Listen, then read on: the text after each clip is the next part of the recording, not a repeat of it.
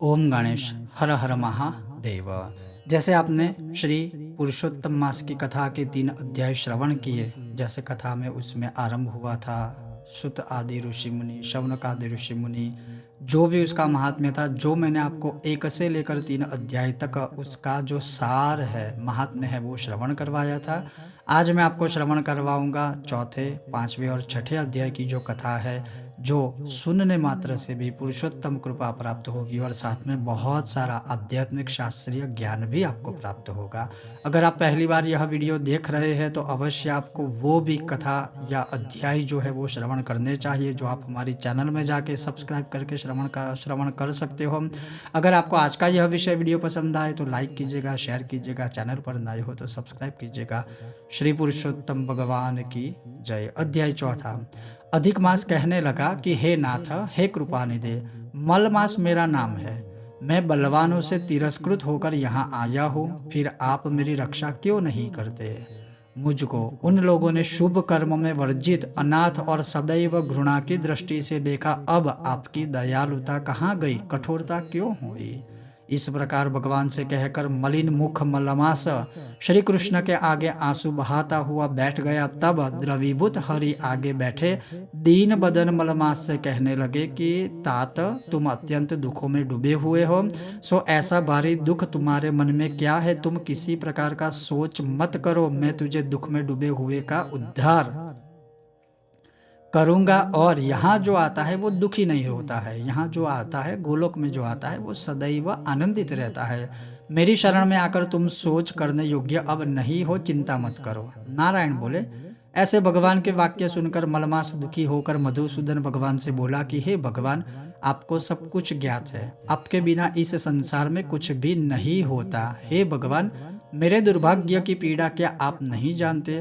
तो भी हे नाथ, दुख रूपी फांस में फंसा हुआ जैसा दुख किसी को न हुआ न देखा, सो आपसे कहता हूँ, क्षण, लव, मुहूर्त, पक्ष, मास और दिन रात्रि आपने स्वामी की आज्ञा से सदा भय रहित होकर आनंद करते हैं, परंतु न मेरा कोई नाम है, न मेरा कोई धर्म है, न कोई मुझको आश्रय देने वाला है। इसी से सब देवताओं ने मेरा निरादर किया है, मुझे निंदित कहा है, मेरा अपमान किया है और मुझे शुभ कर्मों से यह मलमास वर्जित है, ऐसा अभी अंध परंपरा से कहते हैं और सब लोग इसे अंध कहते हैं। इसलिए मैं मरना चाहता हूँ, जीना नहीं चाहता। मैं जी के क्या करूँगा?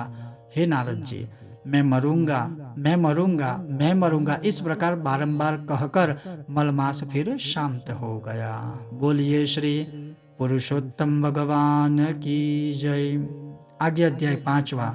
नारद जी श्री नारायण से कहने लगे कि हे महाभाग, चरणों में पड़े हुए अधिक मास को भगवान ने फिर क्या कहा? भगवान बोले कि हे निष्पाप नारद, जो हरि ने कहा सो मैं तुमसे कहता हूँ, सुनो। हे मुनि श्रेष्ठ, कृष्ण भगवान के नेत्रों से संकेत पाकर गरुड़ मूर्छित हुए मलमास को अपने पंखों से हवा करने लगा। तब मलमास उठकर बोला, हे जगतपते, मुझ शरणागत को क्यों त्यागते हो? रक्षा करो, मेरी रक्षा करो। इस प्रकार कांपते हुए बारंबार कहते हुए मलमास से भगवान कहने लगे कि हे वत्स, हे पुरुषोत्तम, मुझसे तेरा दुख नहीं देखा जाता है, तू सोच मत कर। उन योगियों के भी दुर्लभ ऐसे गोलोक में मेरे साथ चल, जहाँ गोपी गणी के बीच में बैठे हुए 2 भुजा वाले, मुरली हाथ में लिए, नवीन मेघ के समान श्याम रंग, कमल सदृश नयन वाले ऐसे ईश्वर श्री कृष्ण भगवान रहते हैं। श्री कृष्ण भगवान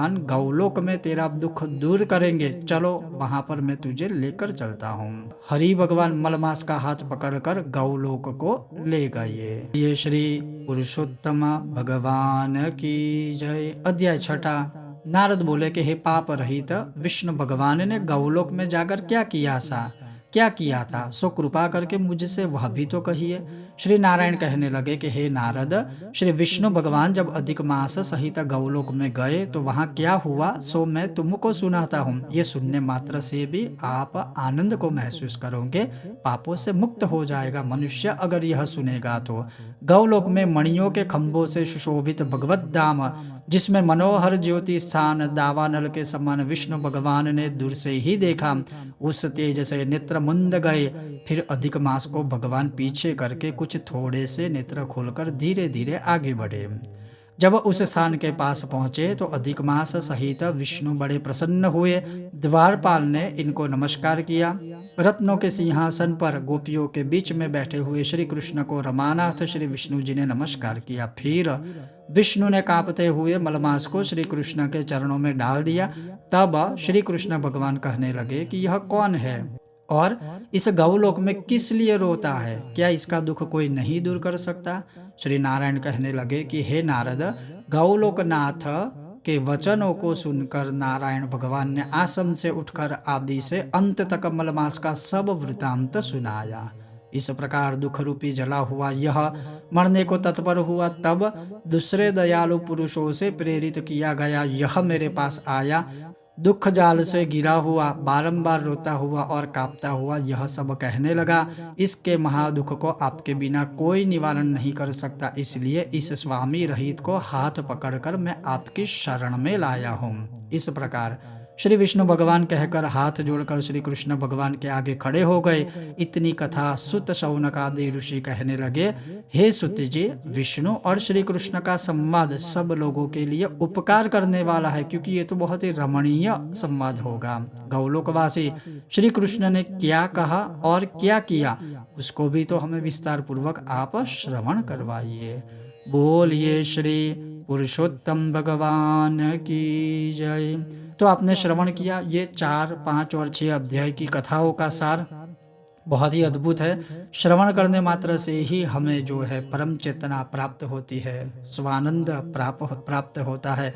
और यह पुरुषोत्तम मास की कथा की जो महिमा है कि यह सुनने मात्र से भी पुरुषोत्तम भगवान की कृपा प्राप्त होती है। इन अध्यायों में आपने सुना कि भगवान श्री कृष्ण जो गौलोक में रहते हैं वह गौलोक कैसा है। जब विष्णु भगवान स्वयं कृष्ण की स्तुति करके उस मलमास को उनकी शरण में ले जाता है। आगे अब आने वाले अध्यायों में भी यह जो आने वाली कथा है मैं आपको श्रवण करवाऊंगा। अगर आपको यह विषय वीडियो कथा पसंद आए तो लाइक कीजिएगा, सबसे ज़्यादा शेयर कीजिएगा, चैनल पर नए हो तो सब्सक्राइब कीजिएगा। और हाँ, अगर आपने 1, 2, 3 अध्याय नहीं सुने हैं तो आप हमारे चैनल में जाके वो भी श्रवण कर सकते हैं। ओम गणेश, हर हर महादेव, जय सिया राम, श्री पुरुषोत्तम भगवान की जय।